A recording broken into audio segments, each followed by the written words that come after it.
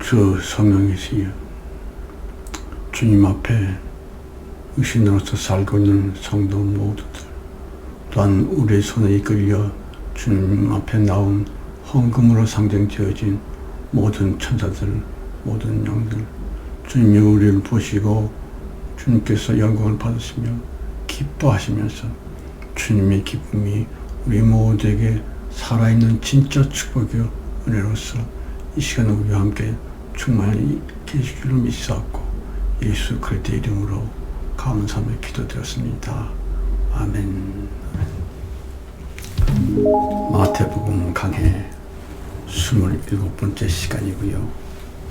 주님을 인하여 올지다. 5장 11절 12절 말씀입니다.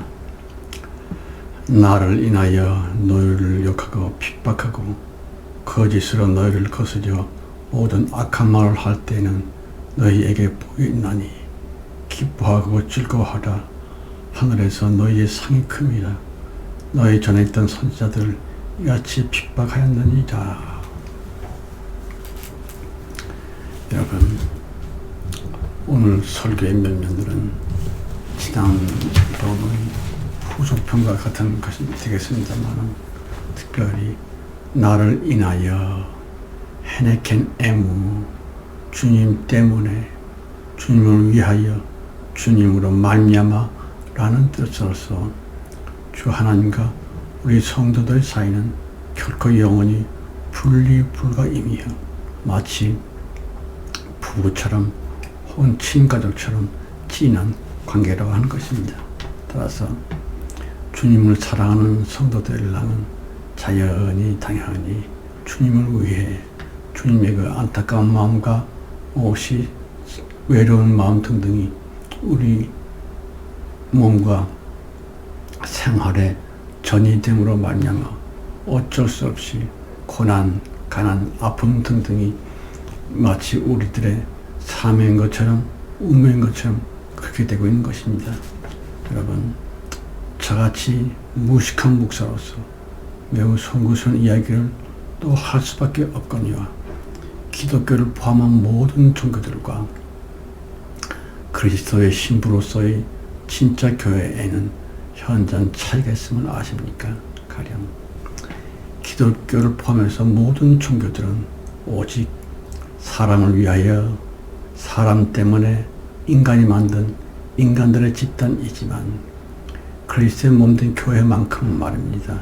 오로지 하나님을 위해 하나님을 의한 하나님의 교회라고 하는 것입니다.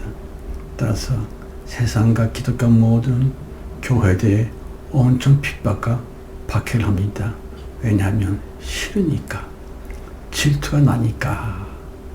여러분, 무식한 저의 지나친 견해 따위로서 그들의 심기를 매우 불편하게 했다면 우선 먼저 사과를 드리면서 그럼에도 불구하고 꼭 전하고 싶은 것은요, 자금이야말로 성도들이 깨어나 일어나 자기됨이며 교회됨의 사명에 관한 무엇일까 하는 것을 반드시 깨달아야만 될 텐데 하는 것이옵시다.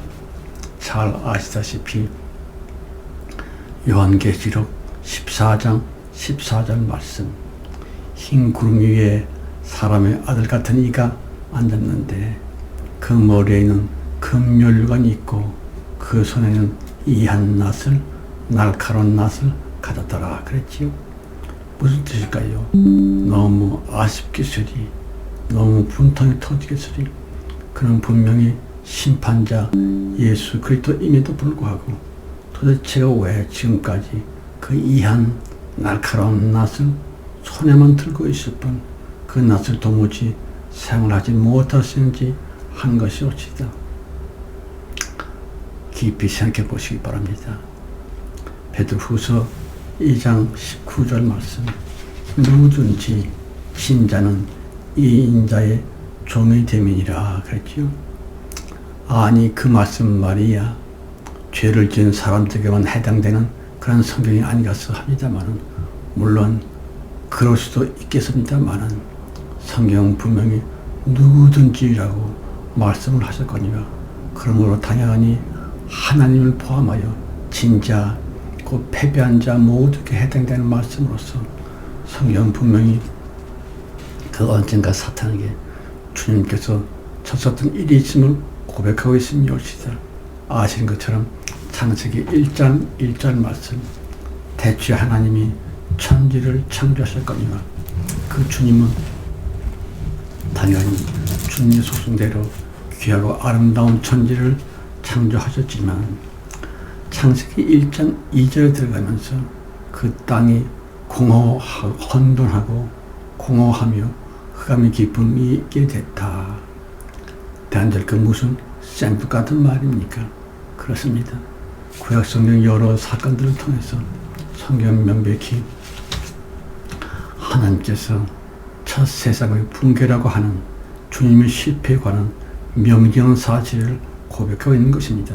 그러므로 누구든지에 해당되는 하나님을 포함해서 진전한 인자의 당연히 종이 된다고 하는 것은 성경적 사실인 것입니다. 가령 요한복음 11장 25절 말씀, 예수께서 이르시기를 나는 부활이요 생명이니 나를 믿는 자는 영원히 죽어도 살겠고 무릇 살아서 나를 믿는 자는 영원히 죽지 아니하리라 라고 말씀하셨건만 예수 부활로 지금까지 살아서 예수를 믿는 자로서 죽지 않고 살아있는 사람이 없습니다. 물론 구약 때에 에녹이나 엘리야 선지자 등등은 휴거되어 들림받은 것이 틀림없습니다만 예수께서 성신하시고 십자가 지시고 부활하신 다음에 살아서 예수를 믿은 사람들은 다 죽었습니다. 바울도 죽었고 베드로도 죽었고, 아니 그분들은 순교한 거 아닙니까? 순교로 죽었든 병으로든 사고로든 늙어서 죽었든지 간에 살아서 예수를 믿었건만 주님의 약속의 말씀처럼 영원히 죽지 아니하리라 하는 말씀과는 반대로 다 죽어버리고 말았습니다. 그렇다면 예수 그리스도의 요한복음 11장 25절 말씀, 살아서 나를 믿는 자는 영원히 죽지 아니하리라 하는 그 말씀이 나는 이유가 어떻든지 간에 완전히 거짓이 되고 만 것이 아닙니까? 그런데 도대체가 지키지도 못할 약속을 주님 왜 장담하셨을까 하는 것이고요. 성경의 모든 약속의 말씀을 안 지킨 것인지 못 지킨 것인지, 그럼요 결코 지킬 수 없으시다고 하는 주님의 큰 피해가 하나님께 있음을 아셔야 됩니다. 여러분, 지금 우리들이 사는 이 세상은 온통 돌 가슴, 돌 마음, 돌 감정이랄지 죄다들 거의 모두 강팍하고도 완악하게 되고 말았습니다. 그러므로 주 예수 그리스도께서 친히 말씀을 하신다 한들 별은 무소용일 텐데, 하물며 무식하기 짝이 없는 이 늙은 자가 뭔 말을 할 수 있으리요 싶어서는 큰 낙심 속에 침몰되어 있었습니다. 그러나 기도하고 또 기도하는 주께서 계속 저에게 감동으로서 말씀하신 것 같았습니다. 일어나라, 힘을 내, 나 예수 그리스도도 마지막에 이르러서 다 나를 떠나고 혼자 덜렁 남아서 십자가를 지지 않느냐. 네 설교가 사람들에게 인기가 없고 무시를 당한다 한들 힘을 내라, 네가 나를 사랑한다면 힘을 내야지 하는 말씀으로서 계속 주님께서 삶을 고쳐시키고 있었지요. 그래서 다시금 억지로 일어나서 힘을 내서 전하고 있거니와, 하나님은 절대로 사람을 초월하지 아니하시는 하나님이십니다. 하나님은 절대로 사람을 초월하지 아니하시는 하나님이십니다. 여러분, 주님께 사탄을 제거하실 수 있는 전지전능하신 대권능이 있음에도 불구하고 주님의 그 전지전능성 일랑은 주님께 깊이 숨겨질 수밖에 없는, 내적인 소질 내지는 감춰질 수밖에 없는, 다시 현실로서 실행되지 못하는 그 큰 비와 슬픔이 주님께 있는 것입니다. 주님께서 말씀하시기를 여우도 굴이 있고 새도 둥지가 있건만 인자는 머리 둘 곳이 없다라고 하는 그 말씀 속에 하나님의 큰 슬픔을 느낄 수가 있어야 되는 것입니다. 모두에서 들었던 것처럼 요한계시록 14장 14절 말씀, 주님께는 분명히 이 한낱 날카로운 낫 곧 사탄을 당장에 지옥에 쳐넣을 수 있는 전지전능하심이 있으시지만 주님이 그 이한 낫을 손에만 들고 계실 뿐 도무지 왜 그 낫을 쓰질 아니하시는지 휘두르질 아니하시는지 하는 것이 옵시다. 그렇습니다. 바로 그 말씀이 우리들에게 주님을 진심으로 사랑하는 성도들이랄지 헤네켄 에무 주님을 인하여 주님을 위하여 주님으로 말미암아 하나님의 친가족으로 택하심을 받은 우리 모두의 그 마지막 장렬한 사명 말입니다. 비록 창세기 1장 2절에서 단 한 번뿐의 패배이셨지만 그 한 번의 패배 때문에 주님은 아직도 여전히 사탄을 응징할 수 있는 그 이한 낫을 손에만 쥐고 있습니다. 주님의 그 창조적인 어마어마한 권능을 도무지 사용하지 못하고 계시는 하나님이십니다. 따라서 그럼요 예수 십자가로서 하나님의 신부가 되어진 성도들이야말로 주님의 진자로서의 그 무력감을, 그 슬픔을 벗겨드려야만 될 종말적인 사명이 우리에게 있다고 하는 것입니다. 깊이 생각해 보시기 바랍니다. 요한계시록 14장 15절 말씀, 또 다른 천사가 성전으로부터 나와 구름에 앉아있는 이를 향하여 큰 소리로 외쳐 가로되 네 낫을 휘둘러 거두라. 거둘 때가 이르러 땅의 곡식이 다 익었음이로다 이라는 성전으로부터 나섰던 그 다른 천사 일행은 과연 누구일까요? 그렇습니다. 우리들 곧 예수 그리스도의 부활의 은혜로 말미암아 그리스도의 신부가 되어진 마지막 성도 우리가 아니면 과연 누구겠는지요? 여러분, 주님께서는 우리들에게 원하시는 큰 주님의 뜻이 있습니다. 예수 그리스도 십자가 보혈의 그 궁극적인 의미이며 왜 주님께서 사람을 창조하셨으며 그 사람으로 말미암아 그리스도 예수의 신부라고 하는 그 어마어마한 높고도 고귀한 신부까지 수평적으로 주님과 대등한 그리스도 예수의 아내라고 하는 그 엄청난 신분을 우리에게 주셨는가 하는 것이었습니다. 여러분, 신앙생활을 하고 있다고 하지만 두 가지로 얘기할 수 있겠지요. 하나는 첩신앙, 기생신앙이 있는 반면에 하나는 또 아내됨의 신앙이 있습니다. 첩신앙, 기생신앙, 저들은 대가를 원하지요. 복, 축복 이런 거 말입니다. 그런 것을 위해서 한 남자에게 알랑방구를 떨면서 사랑한다는 둥 별 애교를 다 부리지요.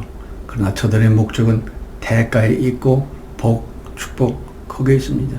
그러한 인간적이며 육적인 무엇을 원하는 것이 아니라 아내들이 한 사람은 누굽니까? 아내들의 목적은 오직 자기의 남편, 신랑 그 사람 하나에게만 있습니다. 그러므로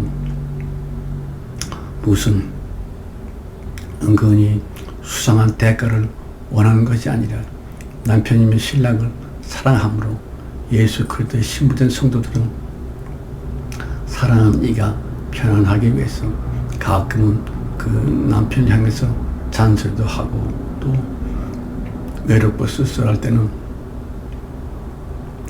다정한 말로서 위로도 하고 그것이 바로 그리스도의 신부된 성도들의 사명인 것입니다.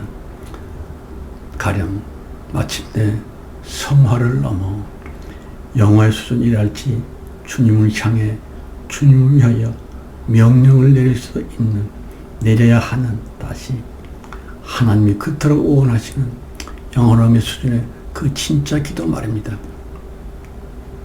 여러분, 우리들은 이미 벌써 예수 그리스도의 보혈의 은혜로 말미암아 하나님의 아내요 그래서 예수의 신부라고 하는 영원한 참까지 우리들은 상승이 됐습니다.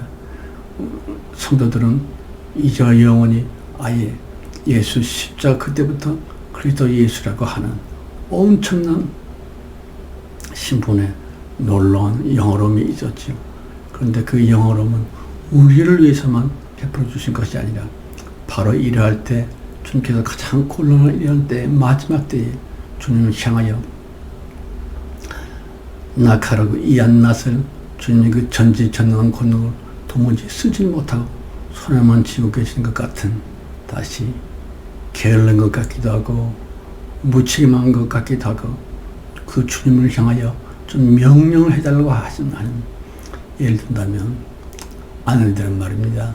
가끔은 담대히 남편을 향해서 야단을 칠 수도 있지요.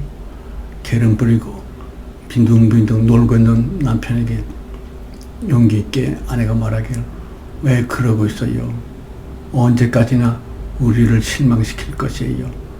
빨랑 벌떡 일어나서 일하러 나가세요라고 남편을 독려하고 격려할 수 있는 그러한 아내이며 또한 자상하고 따뜻한 말로서 남편의 마음을 위로해 줄 수 있는 그것이 바로 참된 그리스도 예수의 신부이며 성도들의 사명이라고 하는 것입니다.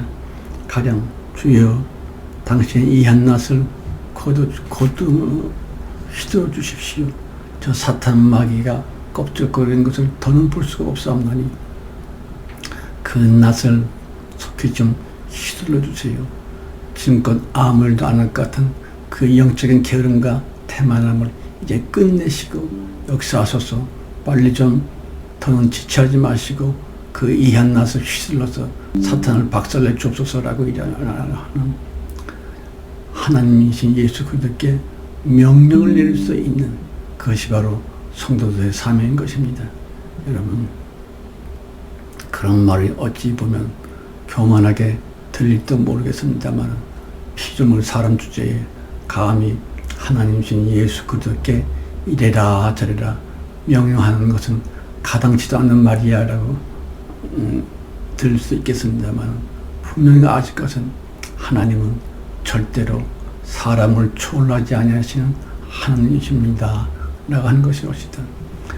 우리들에게 바로 그 주님을 향하여 명령을 내릴 수 있도록 주님께서 참으로 안타깝게도 전지전능하신 권능이 있었음에도 불구하고서 그 권능을 전혀 쓰지 못하고 있는 그 주님을 향해 따끔한 명령을 강한 질책을 할 수도 있는 그러한 현명한 아내가 되기를 주님께서 우리들에게 원하신 것입니다. 어떤 교회에 참으로 아름다운 부부 집사가 있었습니다. 저들은 대학부 선교에서 만나서 부부가 됐고요.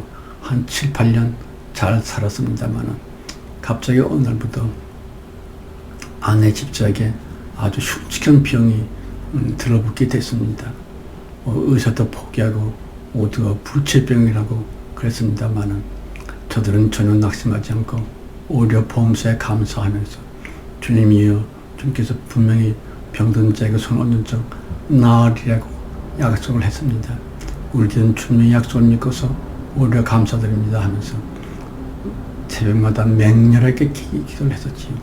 그런데 4년째 들어가면서 저들의 맹렬한 기도의 기운보다도 더 맹렬한 사망의 기운이 그 여자 집사님의 목숨을 확 채가고 말았습니다.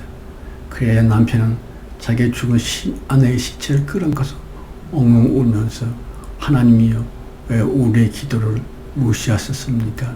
주께서 분명히 약속하시기를 병든 자에게 손을 얹고 기도하면 나으리라고 분명히 약속했는데 주님의 약속은 전부 다 왜 거짓말이 됐습니까? 라고 엉엉 울면서 큰 시험에 빠진 일이 있었다고 합니다만 여러분, 대간적 왜 주님의 약속들이 성경의 약속들이 번번이 실행됨이 없이 무산되고 있는 것일까요? 주님께서 분명히 성경으로 약속하셨건만 그 성경 약속이 이행됨이 없이 왜 참피하고 마는 것일까 하는 것이 옳시다. 가령 베드로후서 2장 19절 말씀에 그 큰 부담감으로 말미암아 그 말씀을 돌파해야만 되는, 그 말씀을 넘어서야만 되는 그러한 창조적 의욕이 혹시나 주님께 상실된 것은 아닐는지. 그러므로 주님의 그리스도 예수의 신부된 우리들의 종말적인 헌신이며 영원한 기도를 주님 우리들에게 간절히 원하고 계시다는 것을 아셔야만 됩니다. 영원한 기도 뭡니까? 주 예수 그리스도 그는 영원한 하나님이시지요. 그분의 신부된 우리들 역시 영원한 하나님의 성도시다. 따라서 그 성도의 격에 맞게끔 영원한 기도를 드려야만 됩니다. 좀 더 두려움 없이 하나님을 향해서도 그리스도 예수께도 좀 더 두려움 없이 다음대에 주님이여 일어나십시오. 게으름과 나태함을 언제까지나 그러고 있을 것입니까? 때까지 전혀 아무 일도 못하시고 그 날카로운 칼을 곧 어마어마한 권능을 묵혀두지만 마시고 이젠 일어나서 그 검으로서 그 날카로운 이한 나서서 사탄을 박살내십시오. 창세기 3장에서 주님께서 분명히 약속하시기를 여자의 후손이 사탄의 머리를 밟아서 박살내리라고 분명히 약속하셨은즉 그 약속의 말씀을 기억하시고 다음 대에 일어나십시오. 더는 게으름 부리지 마시고 더 이상 지체하지 마시고 빨리 좀 주님의 창조의 권능을 쏘주옵소서이라고 하는 사람으로 할 수 없는 그 영원한 수준까지 곧 그리스도 예수님의 신부들만이 할 수 있는 그 영원한 기도를 주님께서 간절히 기다리고 계신 것입니다. 가령 주 예수여 다음 대에 지금 일어나셔서 지금 돌파하셔서 우리 모두 원수 사탄 마귀를 향하여 그토록 갈고 닦으신 그 날카로운 낫을 휘둘러 주옵소서. 그리하여 사탄 없고 저주 없는 늙음 없고 병 없는 새하늘과 새 땅의 새 시대를 열어주세요라고 성도들이 그 주님께서 예수 불러서 우리에게 주신 그 영어라는 수준에 맞는 영적인 기도를 반드시 드려야 된다고 하는 것입니다. 주 예수의 피로, 예수의 피로, 예수의 피로, 예수의 피로. 이제는 우리 주 예수 그리스도의 충만한 은혜와 아버지 하나님의 가엾는 사랑과 성령님의 교통하심이 이제와 끝까지 우리를 지키시고 보호해 주시니 우리 모두에게 특별히 우리 어린 것 우리들의 간절한 기도 위에 충만히 역사되시기를 간절히 축원드렸사옵나이다. 아멘.